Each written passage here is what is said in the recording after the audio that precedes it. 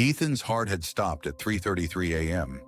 The doctors believed he was gone, but in the darkness between life and death, something held him back. Something refused to let him go. Ethan opened his eyes again. The hallway stretched endlessly before him, lit by flickering red lights that pulsed like a heartbeat. He whispered to the emptiness, "Show me the truth." The walls began to breathe. The doors around him slowly shifted, each one carved with a name. His name, his mother's, his father's, and even the name of someone watching, a name that didn't belong inside his dream. He pushed open the door with his own name and stepped into a dim room. A small television sat on a table. As it turned on by itself, it played scenes from his past nightmares. Him running, falling, dying, waking, and dying again. Then the TV played something new, something impossible. Ethan stepped closer. "Who is watching me?" The screen exploded into static. Whispers filled the room. Cue voices layered on top of each other, chanting his name, warning him, urging him, "Wake up, Ethan, before he comes." He followed the whispers into a massive hall filled with hundreds of hospital beds. On each bed lay a sleeping person, frozen in time. Above each bed floated a glowing screen showing their dreams, some peaceful, others filled with screams.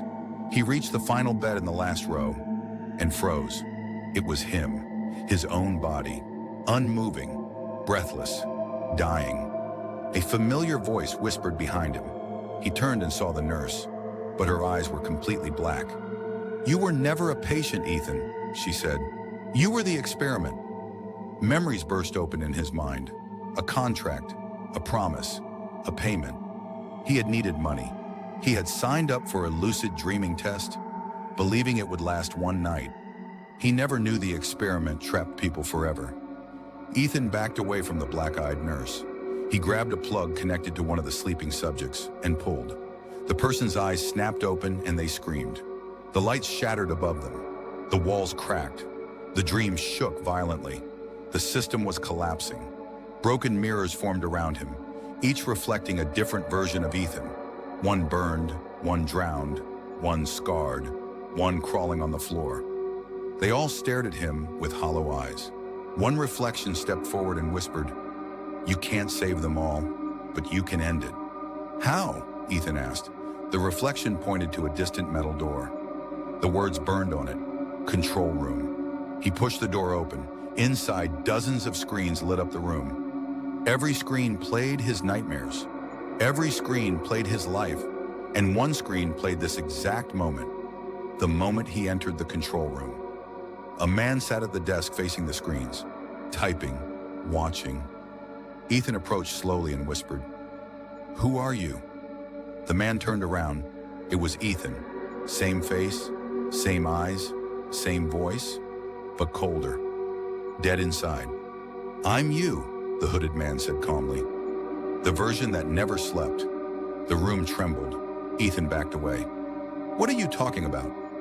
"You're not real," the hooded figure said. "You're the nightmare. I'm the dreamer. You're the part of me that got trapped in the experiment." Ethan shook his head in disbelief. This isn't real.